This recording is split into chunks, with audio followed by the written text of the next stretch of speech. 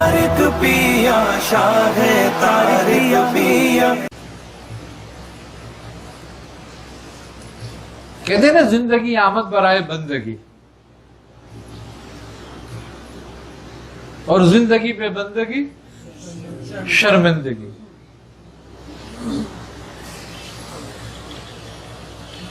بندگی کا بے سے بندگی شروع ہوتی ہے اور شرمندگی شین سے شروع ہوتی ہے. یعنی کہ یہ عبد کی طرف راجع ہے، وہ شیطان کی طرف راجع ہے، وہ شر کی طرف راجع ہے.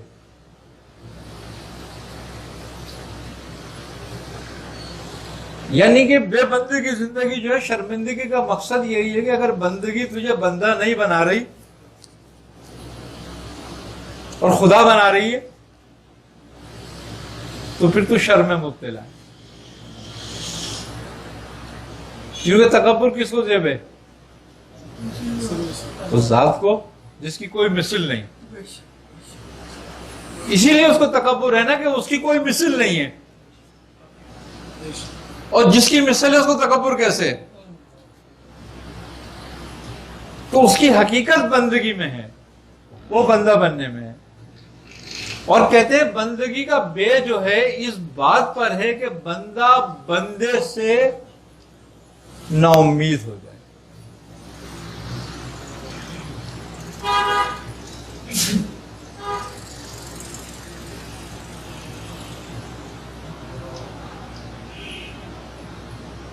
جب بندہ بندے سے امید چھوڑ دے تو بندگی میں داخل ہوتا ہے.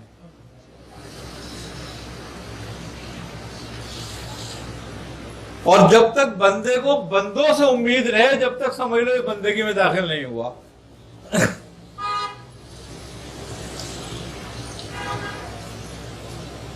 یہ بندگی کا اصول ہے کہ جب تک بندہ بندوں سے امید نہ چھوڑے. فقیر کے نزدیک بندے کا بندے سے سوال کرنا حرام ہے.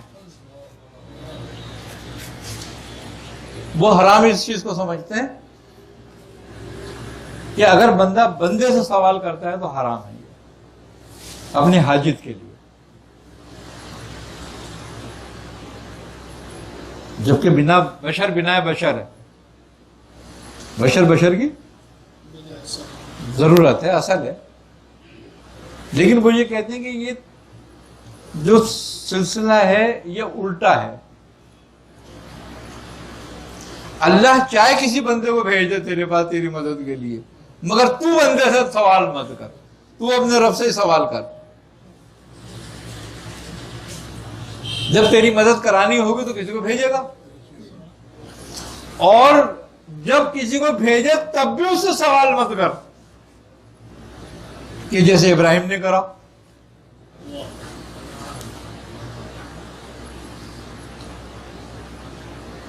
تب بولے بندگی میں آتا ہے تو. اور جب تو بندگی میں آتا ہے تو پھر تجھے خالی نہیں چھوڑا جاتا ہے صحیح، کیونکہ پھر وہ تیرا معبود ہے. جب تو اس کا عبد ہو گیا تو وہ تیرا معبود ہو گیا، اور جب تیرا معبود ہو گیا تو پھر تیری ہر چیز کا وہی ذمہ دار ہے. بندگی کا مقصد ہی یہی ہے. اب دوسرا لفظ ہے اس میں نون، یعنی کہ نفس کو خواہشات سے روکنا. کہتے ہیں کہ نفس فوراً خواہشات سے نہیں رکتا، اس کو خواہش سے ضرورت پہ لے آؤ. اس کی ترتیب یہ ہے کہ پہلے اس کو ضرورت پہ لے آؤ، اور جب ضرورت پر یا آ جائے اور ضرورت پہ مطمئن ہو جائے تو پھر اس سے ضرورت سے بھی نیچے لے جاؤ، اس کو بھی قلیل کر لو اپنی، تو یہ پھر قابو رہے گا. تیسرا مراد اس کی دال ہے. کہتے ہیں دل کے نگہبان ہو جاؤ، دل کی نگہبانی کرو، اس کو صاف کر لو، نگہبانی کر اس کی.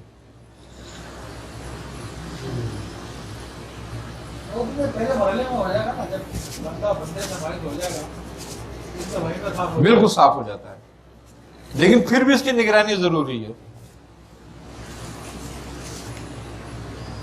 کہ شیطان پیچھے کھڑا ہوا ہے. کیوں؟ کہ خطرہ شیطانی یہیں پہ ہی آتا ہے.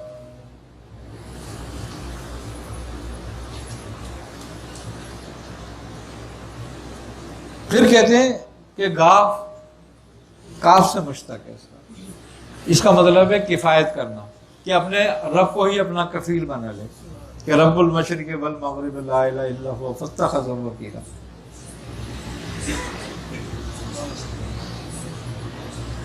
کہ تو اس کو اپنا وکیل بنا لے، دل کی نگرانی کر کے اس کو خالی کر لے اس کے لیے.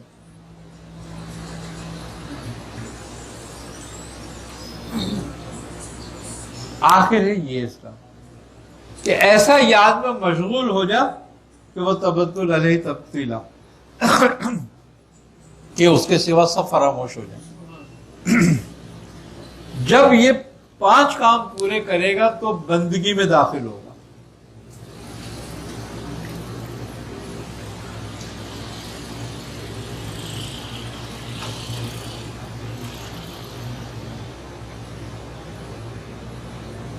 اب میں بندگی اس لیے کر رہا ہوں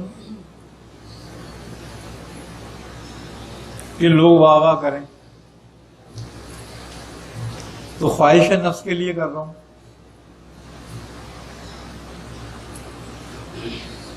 کیونکہ نفسی خواہش ہے کہ میں علیحدہ نظر آؤں، لوگ میری تعریف کریں. جس کی حقیقت رب بیان کر رہا ہے،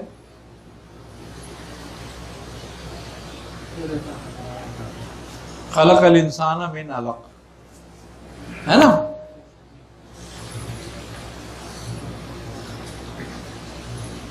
اور ہم نے اس کو ایک نطفے سے پیدا کیا. کیا؟ جس کی حقیقت وہ بیان کر رہا ہے، اس کا رب اس کی حقیقت بیان کر رہا ہے جو، تو اس میں اس کی تعریف کہاں ہو جائے گی؟ پھر یہ تعریف کے لائق کب ہے؟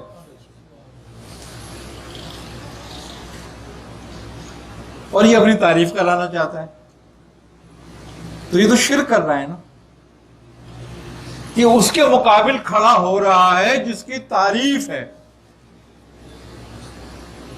کہ سب تعریفیں جس کے لیے ہیں اس کے سامنے کھڑا ہو رہا ہے نا اپنی تعریف بیان کروانے کے لیے. تو جب یہ لوگوں سے چاہتا ہے کہ میری تعریف کریں، تو رب بھی لوگوں سے کیا چاہتا ہے؟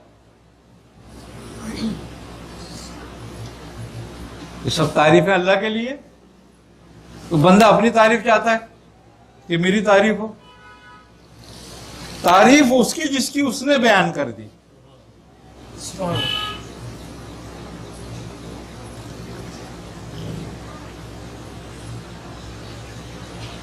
اب بندہ اپنی تعریف چاہ رہا ہے تو اس کا مطلب ہے یہ شرم مبتلا ہے، یہ شرمندگی کی پہلی شین ہے.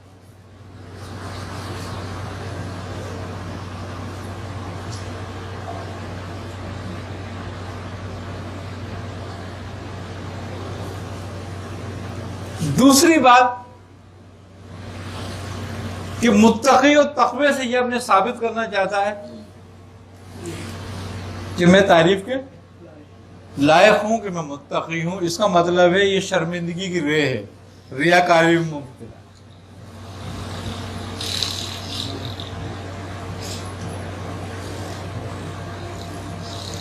اور جو نہیں تعریف کرتا اس کی، جو اس کو تعریف کے لائق نہیں سمجھتا، جو اس کو اس قابل نہیں جانتا، اس کی تعریف میں مبتلا نہیں ہوتا، اس کو وہ برا سمجھتا ہے،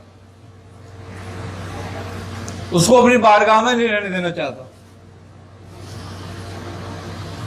یعنی کہ مردود ہو جائے، ہو گیا کہ دوسروں کو خارج الایمان سمجھتا ہے. پھر وہ کہ جو میری تعریف نہیں کر رہا اور میری بات نہیں مان رہا تو یہ خارج الایمان ہے.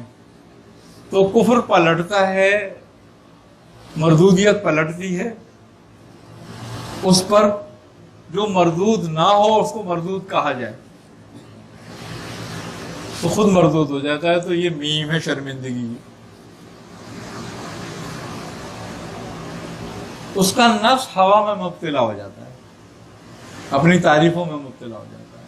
وہ خود ہی دل میں اپنی تعریف کر رہا ہوتا ہے اور لوگوں سے اپنی تعریف چاہتا ہے اور تعریف کو پسند کرنے لگتا ہے.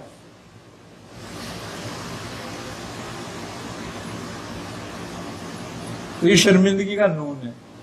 دل اس کی دنیا کی محبت سے بھر جاتا ہے.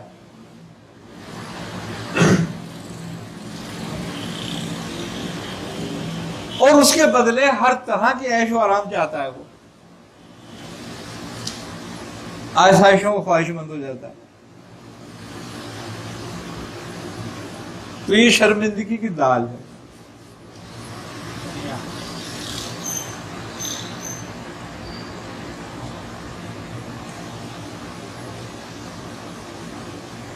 پھر وہ رب کی کفالت چھوڑ کر بندوں کی کفالت پہ آ جاتا ہے اور بندوں سے طالب ہوتا ہے کہ میری مدد کریں, میں یہ کر رہا ہوں دین کا کام, میرے تو عبادت کر رہا ہوں, میری مدد کرو. تو رب کی کفایت چھوڑ کے بندوں کی کفالت میں آ جاتا ہے. توکل سے الگ ہو جاتا ہے اور توکل میں ہی ہوتا ہے اپنے تئیں.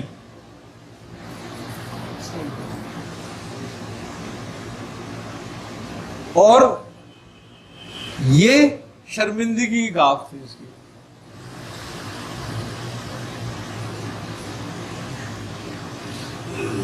اور حقیقی یاد الہی سے غافل ہو جاتا ہے, اپنے نفس کی تعریف میں لگا رہتا ہے, اپنے ہی نفس کی عبادت کر رہا ہوتا ہے, اپنے رب کی عبادت سے غافل ہو جاتا ہے.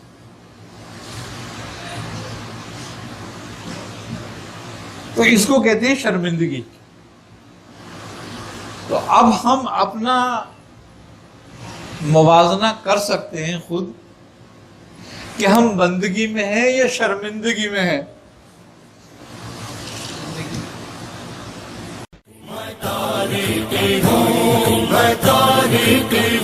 میرے مرشد ہے طارق میاں, مجھے ناز ہے, مجھے ناز ہے, مجھے ناز ہے, مجھے ناز ہے.